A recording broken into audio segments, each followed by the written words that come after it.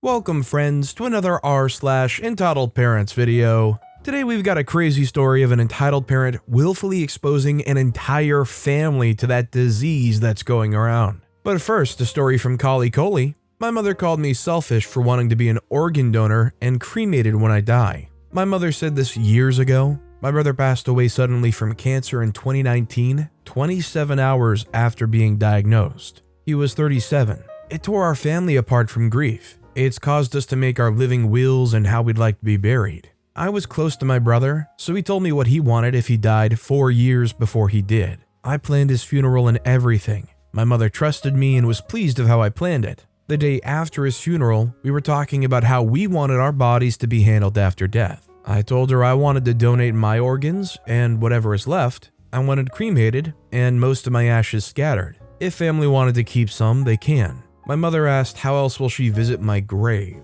I told her I don't want a grave and again said they can have some of my ashes and plan a funeral if they like. I don't care if I get a funeral or not, personally. Then she told me it's a sin to not have your body intact when going into heaven.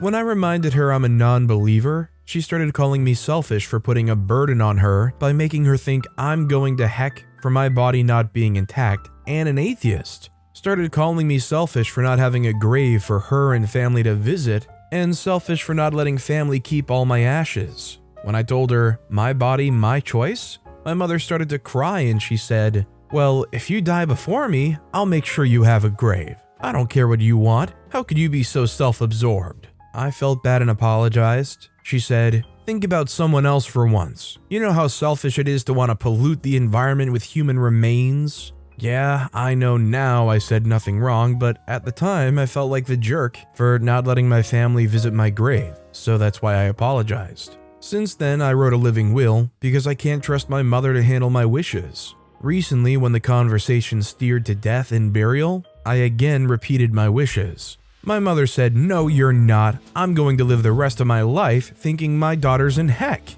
I'll plan everything for you."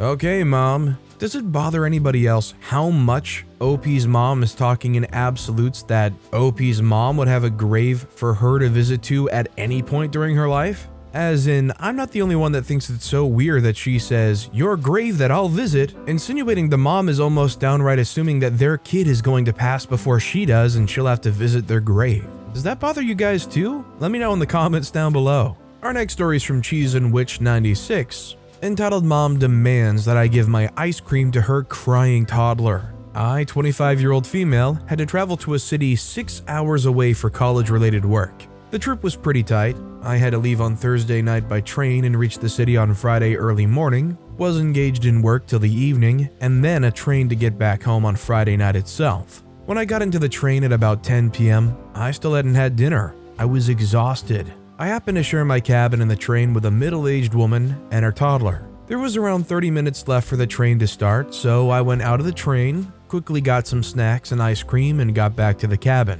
I decided to have the ice cream first because I didn't want it to melt. The toddler saw it and started asking for it. I just looked at the mom and she goes, "Give it to my son and buy yourself a new one."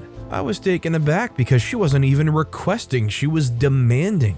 I was way too exhausted to take crap from anyone, old or young. I continued to have the ice cream and told the woman, "The shop's right there, and they have all flavors." The toddler starts crying loudly and I plugged in headphones. The mom started yelling at me and said things like, "You're a brat. You're heartless for doing this to a child. You're trying to make me miss the train," and other things I couldn't hear because I put the music in full volume. I did not feel guilty about finishing the ice cream in front of a crying toddler because I was really pissed at the moment. Not gonna lie, I felt bad for the kid sometime later and thought of offering him some chips, but I didn't want to engage in any form of conversation with the mom. The remainder of the journey was in utter silence. I told my boyfriend about this after I came back home, and he thinks it's hilarious, but my mom was not happy about this. She was more shocked than angry because I've always been great with kids, and she couldn't believe that I would do that to a kid, even if the mom was annoying. But I've been reaffirmed by strangers on the internet that I did nothing wrong.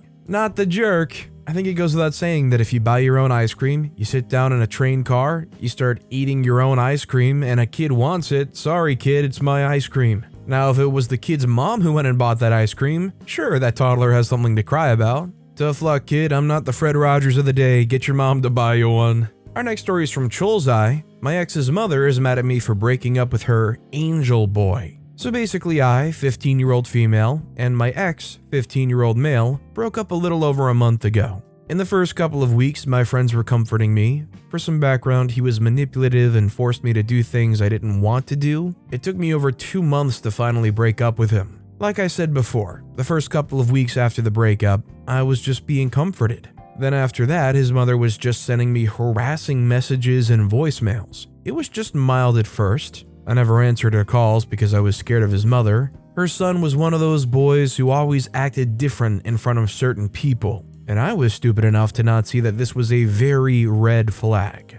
Anyway, his mother obviously thinks he's an angel sent from heaven who can do no wrong, so when I told her about what he did to me, she lost her head. She started spam calling and spam texting me. I, as a teenager, was very afraid, so I shut my phone off and decided to just leave it for a bit and hope things would die down. The next morning, when I checked my phone, I had 100+ text messages and 35 missed calls. I checked through all of them. The texts were, of course, typical, "How dare you? My child is an angel, he would never do that to anyone," cursing me out and all that stuff. But the voicemails were more vulgar. She said that she was going to find where I lived and hurt me. And in one of the voicemails, I'll never forget what she said.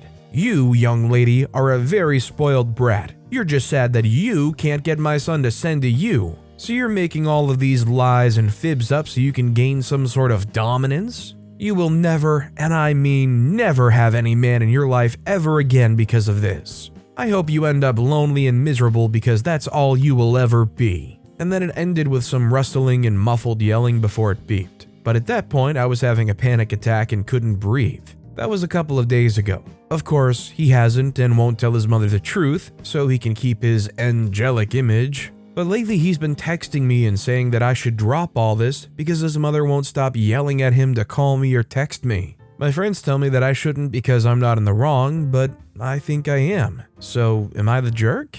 I think as preferential as it would be to keep this between you and your ex, it very clearly has gone way beyond that, and I think it's time to kind of open up to some parents if you can about this, because frankly at some point, and after 35 missed calls and 100+ texts, I think it already reached that point, you and your parents might want to consider some kind of legal action.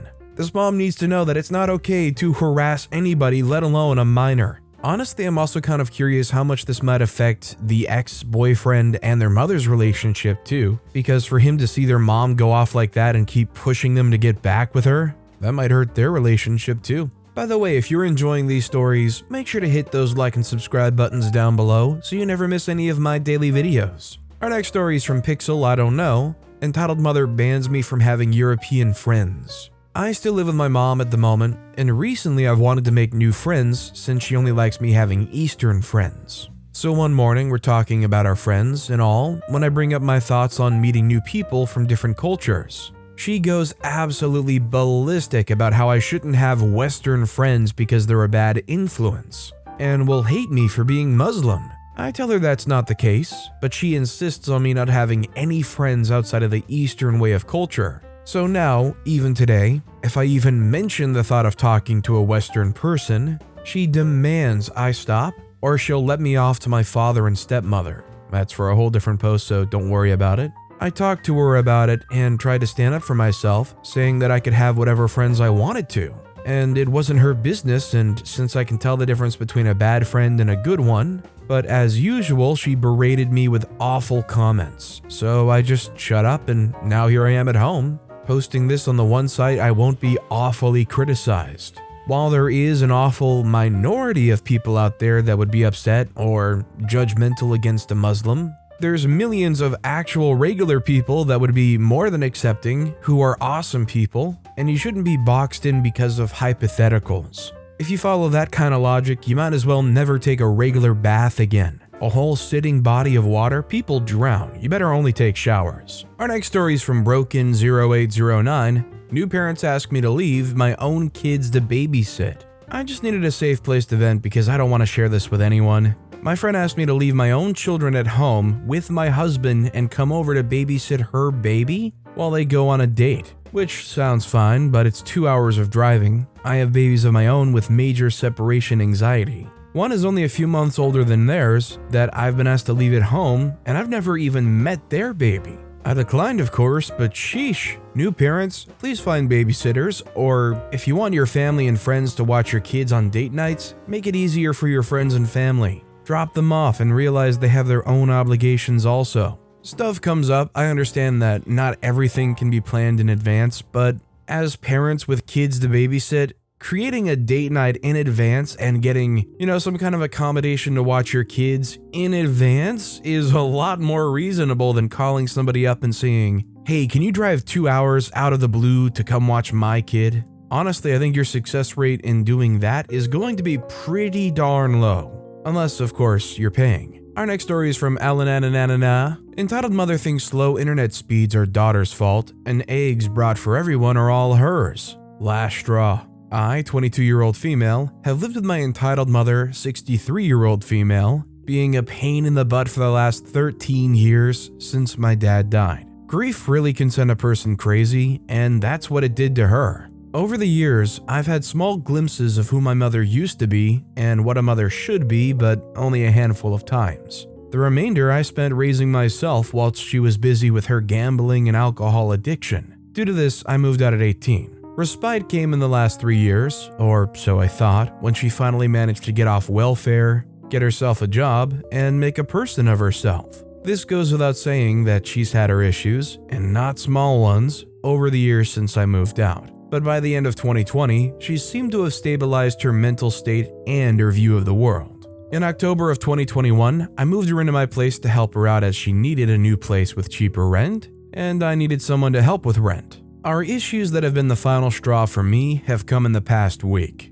Last Tuesday, I got a text from my long-term boyfriend, 23-year-old male, who had been in the house since the previous Thursday, to say he had tested positive for COVID. Despite being a very weak test, it was a positive. Doing the appropriate thing, I organized tests for all of us. And since both my mother and uncle, who's also currently staying with us, have respiratory issues, I made the decision that I would go to his house to complete isolation, so I didn't get the two of them sick. Once I told both my entitled mother and uncle what had happened, she blew off, complaining about how he had brought it in. This only happened to get worse when her test came up with a dark red line on the testing line, and straight away. You guessed it, positive. It should be helpful to note, boyfriend is a tradie, entitled mother is a security guard in a hospital. I got sick of her complaining, so I figured I might as well isolate at my boyfriend's house. That lasted for all of a couple hours when I started getting texts from entitled mother going, "I have COVID, what if I need you? You need to come home." The following day, I went back home with boyfriend, and because there was 4 of us again in the house, I ordered enough groceries for everyone for breakfasts, lunches, dinners, a few snacks, because isolation is no fun without chocolate and any personal requests that were made. $461 total. Entitled mother gave me $270 in total, which were to help to cover the groceries. Nope.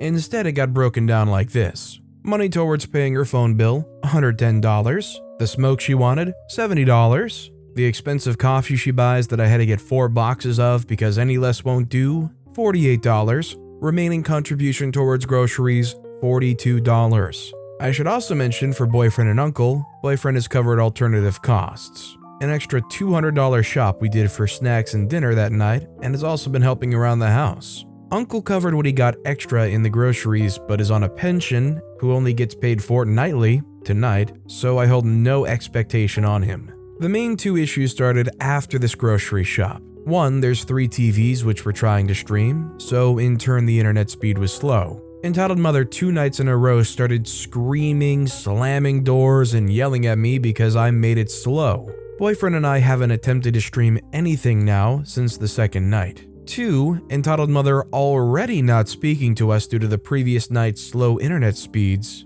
Found out that I'd made dinner for boyfriend, uncle, and myself using eggs entitled mother believed were solely bought for her in the grocery shop. Issue number 2 caused an indent of reactions. Entitled mother screamed at me saying she'd contributed to the groceries and was entitled, to the eggs that we'd all been eating. Following on from this, she dropped her food in the doorway to her room because she wasn't happy my uncle told her to stop slamming doors. Her best response? Throw the full dinner plate of food at my uncle, screaming at him and myself for ruining her dinner. As a result, boyfriend got up, yelling at her in a rather large volume to cut out what she was doing. Entitled mother got up in his face with her finger pointed at him, telling him to screw off and that he had no right to say anything. I tried to break it up by pushing her in her room. That didn't go well for me either, and ended up going to clean my uncle up instead. What entitled mother doesn't know is she's being handed a notice with 30 days telling her to vacate the property. There's a clause on it stating that she is never to contact me again, and a rather relieved me once she's out of the house.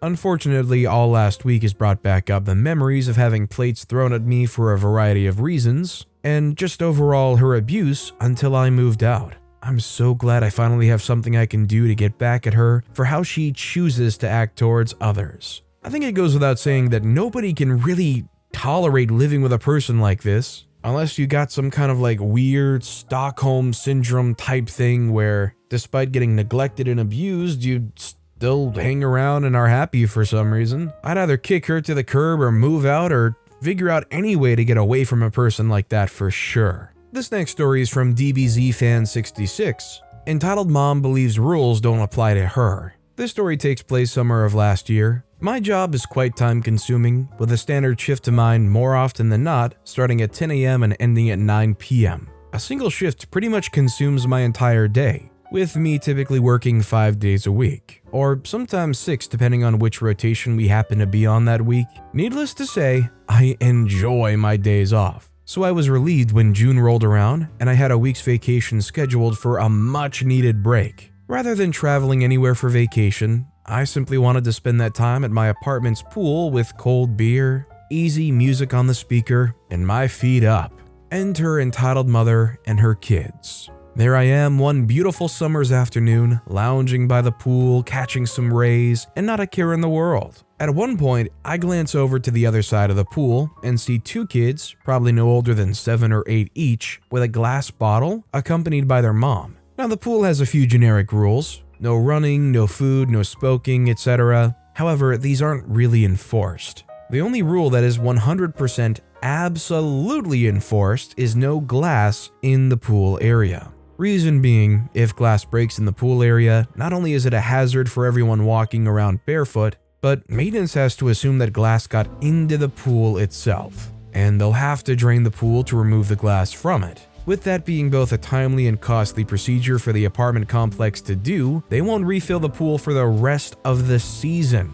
They only want to drain it once and they won't refill it again. So for the benefit of everyone's safety, as well as not having the pool be drained months before pool season is supposed to end, the leasing office and staff actually encourage tenants to enforce this rule among one another to ensure it's followed. I walk on over to them and say, "Hey guys, is that a glass bottle you've got there?" The kids nod. I say, "Okay, I only ask because the staff says they don't want these in the pool area because they could break and they'll close the pool down for the season if that happens." The entitled mom says, "My aunt owns all these buildings," gesturing to the apartment complex. "You don't have to be the glass bottle police, they're being careful." Now in my head, I'm immediately questioning her claim that her aunt owns these buildings, as the apartment complex is owned by a property management company that oversees many different buildings, houses, apartments, and is definitely not just one person, as she dismissively described it as initially. Well, I'm on vacation, and I'm not going to take any more time out of my day to argue about the validity of her statement, nor make a further fuss about the glass. So I shrugged and went back to my chair on the other side of the pool. I'm not going to spend my much cherished time off trying to argue pool rules with a Karen when that's the staff's job to do so. I did, however, shoot the apartment super, Miguel, a text saying that a big sign on the door to the pool saying "No glass, no exceptions" wasn't an obvious enough indication, since there's people who just ignore the rules because their aunt owns the buildings. Now, Miguel's a cool guy. He's hung out at the pool with us several times and has always been good about repairs, accommodations, and anything else the tenants need. He was not happy about this because he's heard the "we're being careful" or the "it's nowhere near the water" excuse many times, and can't believe that so many people can't follow one simple rule. This has been a reoccurring issue at the pool for some time now. He tells me he has the day off, otherwise he'd come on down and tell them himself they can't have the glass in there, but he texts the leasing office manager Hannah about it and says she would take it from there. At this point the three had already left, so I thought it was all in the rear view mirror. Boy, was I wrong. About 5 minutes or so later, I noticed entitled mother coming back to the pool with a bit of a stride in her step, heading to me specifically. Here we go, I think to myself, seeing where this was heading from, a mile away. Entitled mother says, "Hey." I say yes. She says, "My aunt just called telling me not to do that. Was that really necessary? You're so freaking stupid." Me kindly correcting her, "Handsome." She says, "No, you're fat and you're ugly. I bet you got teased about it in high school." I say, "Actually, I was more or less busy in high school learning how to do basic things, like reading or writing. And now I can read things like that sign on the entrance that says, 'No glass, no exceptions.' Do you know how to read it all, miss?" Entitled mother turns beet red and storms off, muttering something under her breath that I can't quite make out. But I just head on back to my corner, thinking about getting back to enjoying my vacation. Only now I see Hannah coming out of the leasing office and heading my way. I meet her at the pool entrance. She tells me that Miguel texted her about the glass at the pool and that she immediately knew who they were. Turns out entitled mother's aunt didn't own the buildings as entitled mother said she had, but rather just ran the front desk, answering the phone for the holding company that actually owned the complex. Entitled mother's aunt called Hannah and asked her to let entitled mother and her kids in the pool for the day. Once Hannah got a text from Miguel about the glass, Hannah called the aunt and relayed the message, which in turn resulted in entitled mother getting a call from her aunt asking her to get rid of the bottle. I apologized for creating such a crapstorm for Hannah because I didn't think it would get that out of hand. But Hannah assured me that I was completely in the right and thanked me for being vigilant about safety hazards. I'm delighted to say that the story has a happy ending.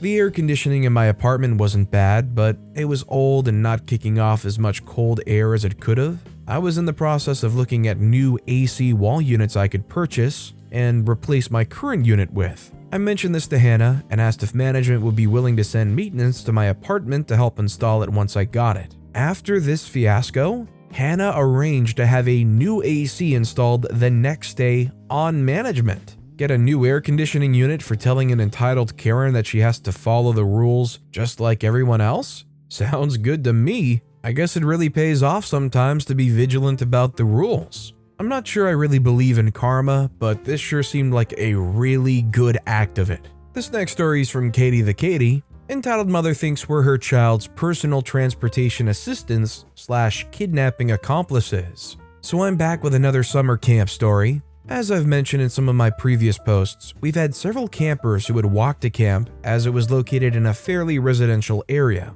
Albeit on a main and somewhat busy road, the camp was also fairly inexpensive, and some families in the area would sign their kids up for more summer socialization than actual childcare needs. We were experiencing a pretty rough few days temperature-wise. When it got too hot, we had to restrict activities to quiet games that could be done in our very limited shade and sheltered area.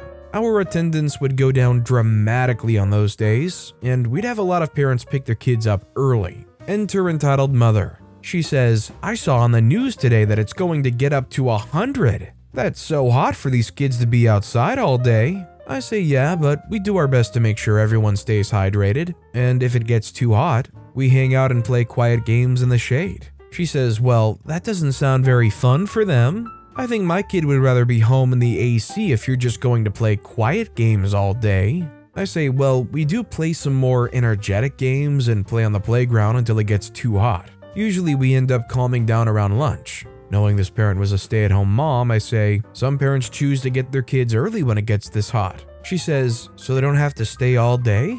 I say, "Of course not. It's summer camp, not school." She says, "That's great, so you can just walk Johnny home after lunch, and then he can hang out in the AC. He can bring a friend if he wants." Me trying to decide in what order I'm going to address all of these things that will not be happening. I say, sorry for any confusion, ma'am, but unfortunately, counselors can't leave in the middle of the day to walk campers home. Also, I can't let you bring another camper with you unless I've got a note from their parent. She says, why not? It's just around the corner. Why can't you bring him? I say, ma'am, we have to keep certain ratios, and I can't be responsible for your son off camp property. That's just the policy. She says, fine. Then I'm just going to tell him that when he gets bored, that he and his friend can leave and walk home together. I say again, ma'am, he cannot bring a friend with him without permission from the camper's parent. Also, if he's leaving early, you need to come and get him. We don't just let the kids wander the neighborhood.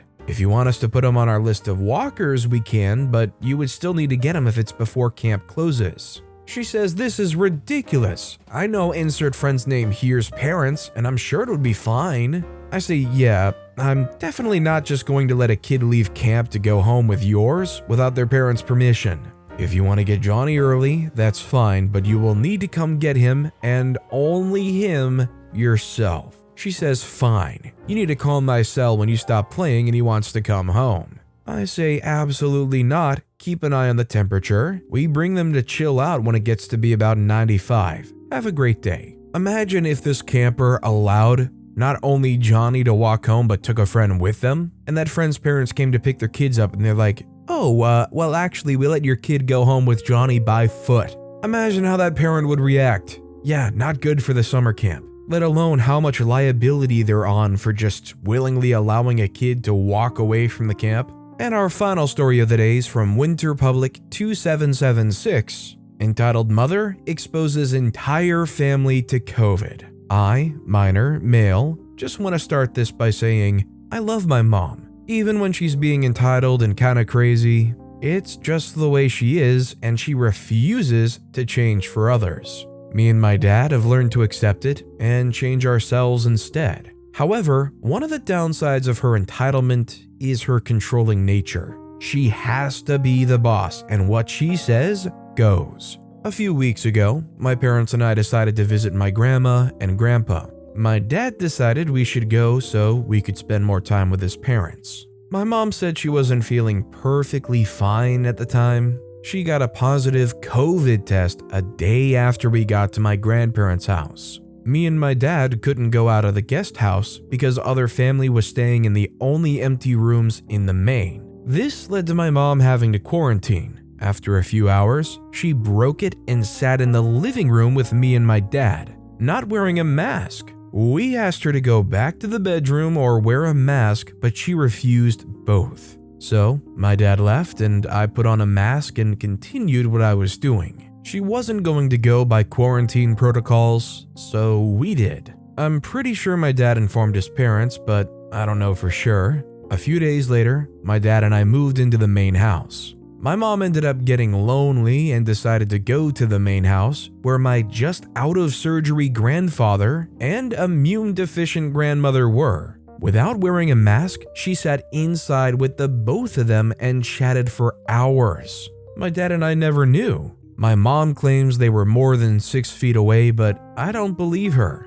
Suddenly, there were 3 more positive cases in our house. My dad, my grandma, and my grandfather. I was pissed. I ended up having to quarantine while everyone else, besides my now very sick grandfather, ate together. The worst part? My mom kept coming into my quarantine space and coughing everywhere. It's a miracle I never ended up getting it. I'm calling her entitled in this situation because she never, not even once, considered the safety of my grandparents. My grandfather has been in and out of surgery and hospitals for over a year now and basically has no immunity. My grandmother is his main caregiver and could barely do anything. My dad had to take care of both of them while I was locked away in my room, and my mom wasn't doing anything. I wish I could have done anything to help. Small update, just got a text from my grandma. She and my grandpa finally tested negative, but grandpa is still feeling some symptoms.